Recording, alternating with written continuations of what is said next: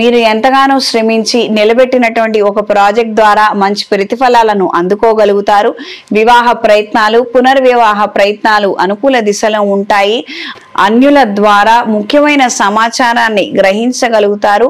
అనువంశికంగా మీకు రావాల్సినటువంటి ఆస్తులు కావచ్చు, లేదా ఊళ్ళో ఉన్నటువంటి స్థిరాస్తులకు సంబంధించినటువంటి విషయాల రీత్యా కొన్ని కీలకమైనటువంటి సమాచారాన్ని మీకు అందజేయడం అనేది జరుగుతుంది. తద్వారా మీరు తీసుకునే జాగ్రత్తలు, తద్వారా మీరు వేసుకునే ప్రణాళికల ద్వారా ప్రయోజనాలను అందుకోగలుగుతారు.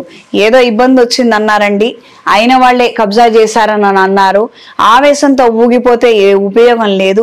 పెద్దవాళ్లను ఆశ్రయించి తాలూకు సంబంధిత డాక్యుమెంట్లు చేతిలో పట్టుకొని అప్పుడు నిదానంగా పనులు ఎలా వెళ్ళాలి అన్న ఒక ప్రయత్నాలు, ప్రణాళికలు మీకు ఎంతగానో ఉపయోగపడతాయి. హడావుడి మీద ఆవేశంతో చేసే పనుల కన్నా కూడాను నిదానంగా పెద్దవాళ్లను సంప్రదించి చేతిలో కాగితాలను ఉంచుకొని తీసుకునే నిర్ణయాలే ఎక్కువగా ఉపయోగపడతాయి.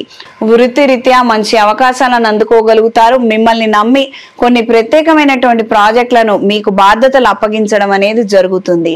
మీ శక్తి సామర్థ్యాలను నిరూపించుకోవడానికి మంచి అవకాశాలను దక్కించుకోగలుగుతారు.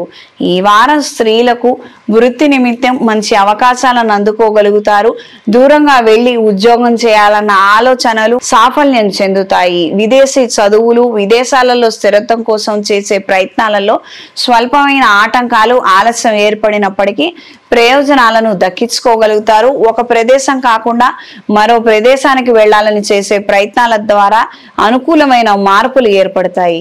ఇక్కడ పలానా దేశం అని కానీ పలానా ఇది అని కానీ నేను మెన్షన్ చేయడం లేదమ్మా.